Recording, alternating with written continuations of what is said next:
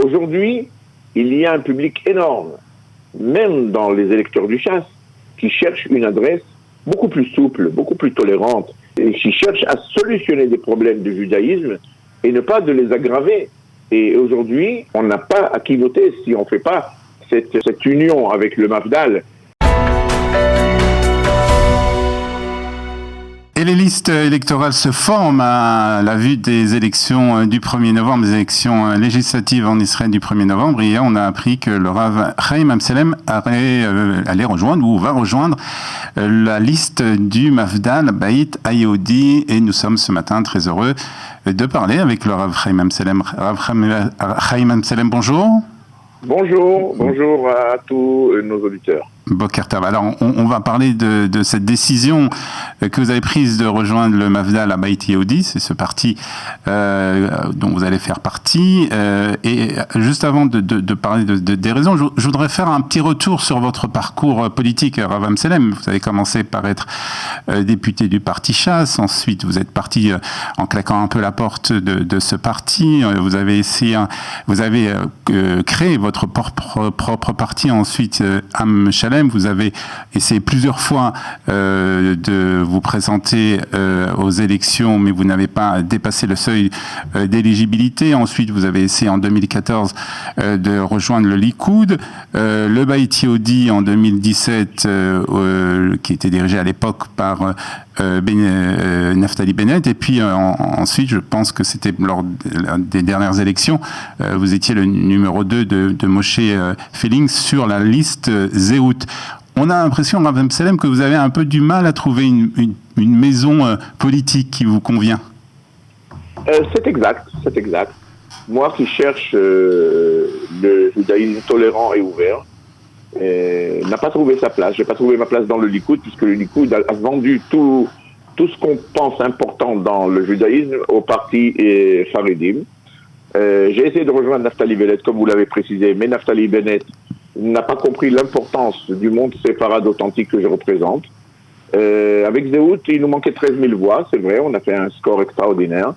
Et là, aujourd'hui, le message que je donne en essayant de joindre Beit Hayehudi, chose qui est en discussion, qui n'est pas encore ferme, mais je pense qu'il est positif, c'est que revenons à ce qui était notre source. Il faut bien se souvenir, les anciens le savent, avant que Chasse a été créé, moi j'étais un des créateurs du Chasse, et dans l'optique de créer un parti tolérant, ouvert, traditionnel, qui peut bien sûr avoir des régimes en même temps, mais pas un parti qui a une seule orientation. Pour moi, l'importance de la Torah et le travail en même temps, de l'éducation, du monde moderne, de la culture, et des choses très importantes. C'est notre patrimoine séfarade, c'était nous. Alors, j'ai pas trouvé ma place. Aujourd'hui, on est en discussion. Le Mafdal, qui a été quitté, ou on va dire Yamina et Bennett et Ayelet Shaked et compagnie les ont laissés jeter sur la route et sont partis, ont fait ce qu'ils ont fait. Aujourd'hui, le Mafdal essaye de revenir à ses sources. Si on continue dans ce chemin, je suis partenaire exact. Alors justement, les sources justement du Mafdal, il a plutôt apparenté à un parti. Alors c'est vrai, sioniste, religieux, mais aussi ashkénaze.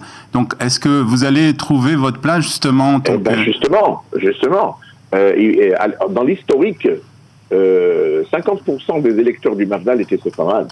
Je parle de l'époque où il y avait le ministre Aharon Abou-Khatsira, où il y avait le professeur Shaki, où il y avait Rav Yitzhak Levi et d'autres. Après, le parti Mafdal a peut-être négligé ce côté séfarade, ce qui a créé le parti Tami, qui a créé le parti Chasse. Aujourd'hui, il y a un public énorme, même dans les électeurs du Chasse, qui cherchent une adresse beaucoup plus souple, beaucoup plus tolérante, qui cherchent à solutionner des problèmes du judaïsme, ce qu'on appelle chez nous Dat Umdina, et ne pas de les aggraver. Et aujourd'hui, je suis désolé, et comme des dizaines d'amis me l'ont dit, on n'a pas à qui voter si on ne fait pas cette union avec le Mafdal et qu'on revient à nos sources. moi et des dizaines de milliers comme moi n'ont pas pour qui voter. Alors, c'est vrai qu'il y a pas... Certains hésitent, ils ne savent pas pour qui voter. Pourtant, le nombre de partis de droite est très important. Et là, c'est vrai qu'on se situe sur l'échiquier à droite. Est-ce qu'il n'y a pas un risque, justement, que la multiplication de ce nombre de partis de droite ne donne pas assez de force, justement, au bloc qui pourrait peut-être amener la victoire des partis de droite ? Alors, quelle est l'option de ne pas voter ? L'option, c'est peut-être de faire une union, justement, avec d'autres partis. Avec des partis qui acceptent les principes qui sont importants pour nous, oui. Mais pas que le seul principe, c'est d'être au gouvernement et de donner aux partis ultra-religieux tout, la rabbanout, la cacheroute, la conversion, où on va avec ça. Donc, pour moi, plus important que de penser est-ce que on va soutenir ou pas soutenir certains partis, c'est de trouver vraiment une adresse. Quand on vote, on veut voter pour quelqu'un qu'on y croit. C'est la majorité des gens que je discute, ils me disent ok, on va tout faire que notre parti va passer. J'espère qu'on va passer parce que je pense que tous les kippot Srugot et les kippot couleurs comme nous, les séfarades, qui sont dans tous les partis, mais c'est pas vraiment leur place, ils vont nous rejoindre et on aura assez de force.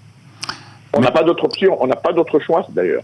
Il n'y a pas d'autre choix de faire peut-être une union avec d'autres partis, Une union est possible, mais il faut trouver avec qui. Ouais.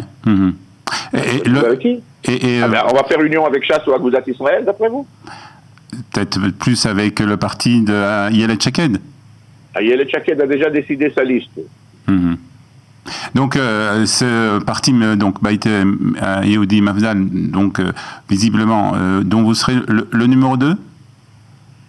On est en discussion. Je pense que oui. D'accord. Je pense que oui. D'accord. Si je veux apporter mon électorat, si je veux apporter les séfarades, si je veux faire voir à tous nos électeurs qu'il y a du changement, il y a du nouveau. On n'est pas à l'ancienne musique.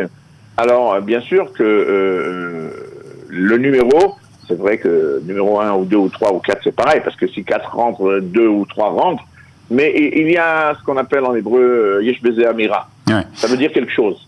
Et votre combat, ce sera le combat justement de tous les problèmes qui sont liés à la religion et à l'État.